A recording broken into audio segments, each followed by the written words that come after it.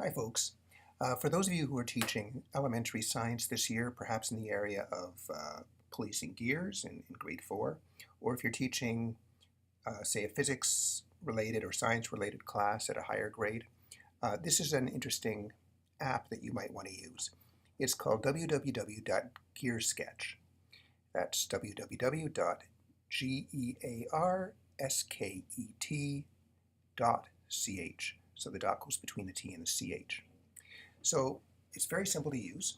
What you do basically is you create gears and different gear trains, and you see how they work. So I'm going to start by drawing a gear.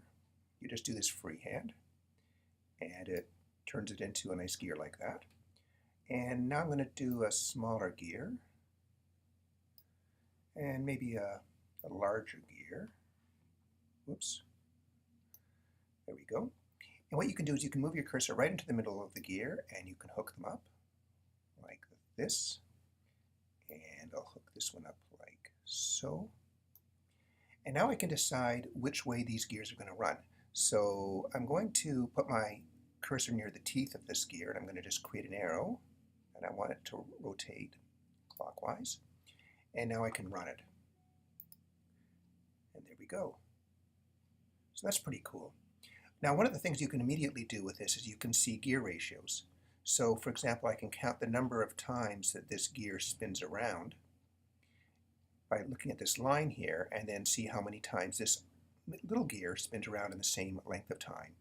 So if I start here, I can see that this little gear is going around. That's once, and that's twice. It's pretty much a 2-to-1 ratio here of gears to of the big gear to the little gear.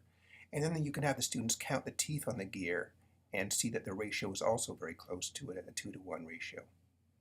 Now this is just one of the things you can do on this. There are many other really cool things. You can take this middle gear, for example, and I can put it here so that it's actually physically attached. The two axles are attached to the gears. And then I can do things like I can make it into sort of like a bicycle, where I've got let's see, a chain that goes around the circumference of the gear and then goes back. Whoops, that didn't work out very well. Let's try it again.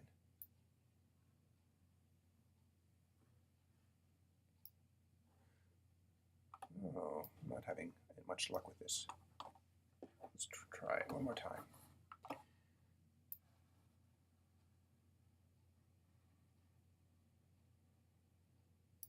There we go. So you can do this kind of thing and then just run it again, and you can see that effect as well.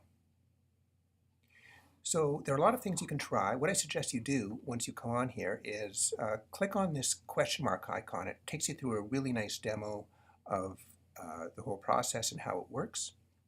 And yeah, and then I believe you can save it up to the cloud, but I haven't tried that yet. So give it a good try. Give it a try. Again, it's a really nice demonstration tool for students to use in pulleys and gears, particularly if the students don't have access to a lot of physical pulleys and gears themselves. They can do experiments with this online demo. Okay, that's it.